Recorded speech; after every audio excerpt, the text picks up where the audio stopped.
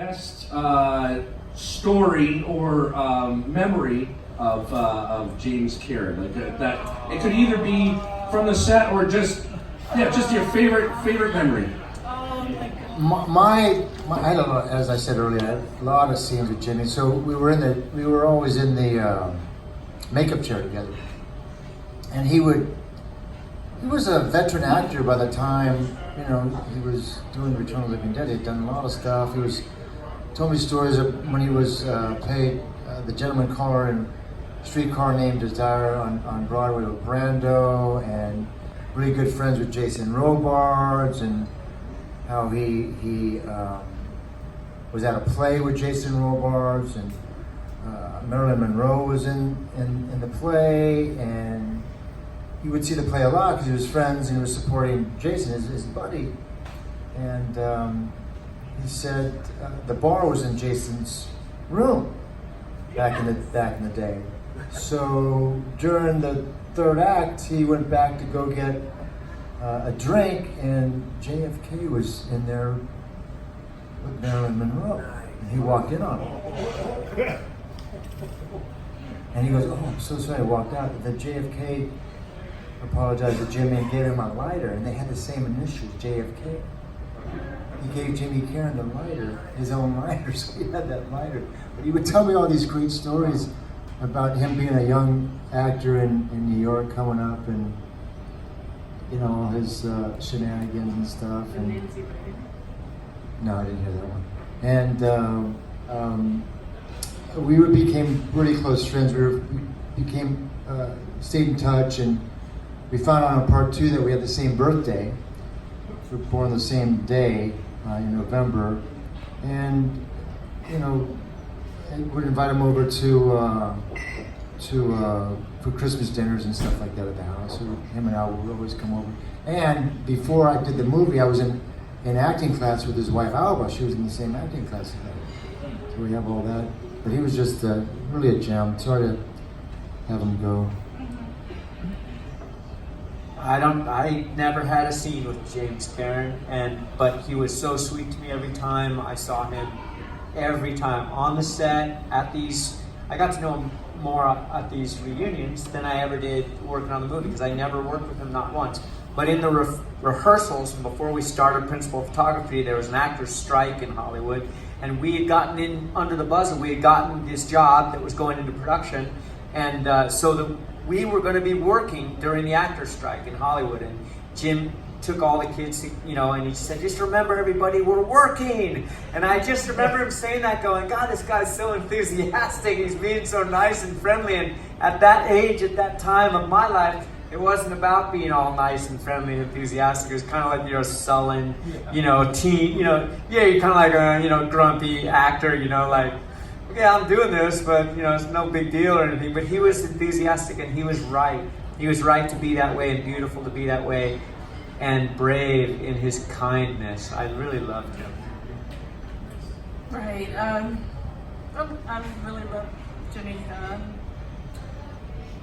My memory with him is that he used to bring Jason Robards to the set, and Jason was quite the drinker, and so was I. I was a party chick, and okay. We would go drinking in the back of course, again, a tombstone. We had so many of them back in those days, and Jason would tell me stories of the good old days of Hollywood, and the story with Nancy Reagan involving Jimmy Karen, when he used to date Nancy Reagan. I mean, these fascinating tales, because you would hear these just amazing stories. And Jimmy, throughout the years, would tell me, he would do a signing in Burbank, and he would invite me to his signing when Alba is his wife, that Amber, and she was out in the East Coast dealing with her family issues, and he would just say how much he was so thankful that he married the most fabulous woman on the planet, this woman, Alba, and he would cry that he was scared that if he'd never had her. And when he passed in that memorial, did you go? Yeah. And she was so graceful and so the amount of love that you saw from all the people that he knew, and this was only a fraction because this place could only sit like 150 people, you know, and he had so many more friends, and everyone said such wonderful things. And I just really, I miss Jimmy. I can't really say that. I have a story about Linnea, the girl who played one of the kids, Linnea. And are there any children in the audience? Nope. Okay, well, this was in the plaza. This was a scene in the plaza. Action. And I watched, I couldn't see anything, and out of the darkness came this nude woman, swaying her hips, walking toward the camera. And I looked down between her legs, and there was a rose bush. It looked like a fucking rose bush down there. I said, what the fuck? And they said, cut. They said, okay guys, look, what did you do with Linnea? I said, well, we put one of those things on. What do they call them, John? Prosthetic. Yeah, it's a prosthetic, but they have a name. It's amazing how you hear that. Anyway, John, are you here? Anyway, they put it on her in between her legs to hide her genitalia. They didn't want it to be too vulgar. It was the most vulgar image I've ever seen in my life. It was huge. It's like a rose bush. And they said, look, what are we to do? So the guy said, well, let's try it without it. They took it off. Okay, action. She started, and it looked so good. It looked so natural. Everything was in shadows. It looked real. It looked human. And it wasn't sexual. It was scary. She was a fucking zombie, you know.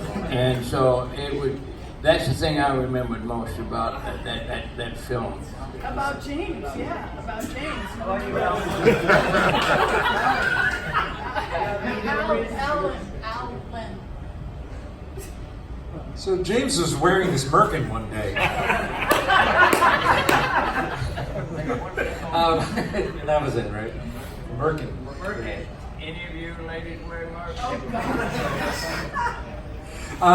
No, I didn't work with Jimmy on the set, so all of my memories of him are from these, the past 10, 15 years that we've been doing these conventions. And I just remember the best times we had when we would go out to dinner as a group, and I just remember his basic joy of life, just having a good time, laughing, making other people laugh, and his warmth and just his force of personality, was just fantastic. And that's most Well, of if you want to tell them how he saved the day, Jimmy saved the day. I don't know that story. No, you can save the day. Jimmy saved the day between you and Dan when you didn't get along. Okay, we don't need to do that. All right, good question. Got room for one more question.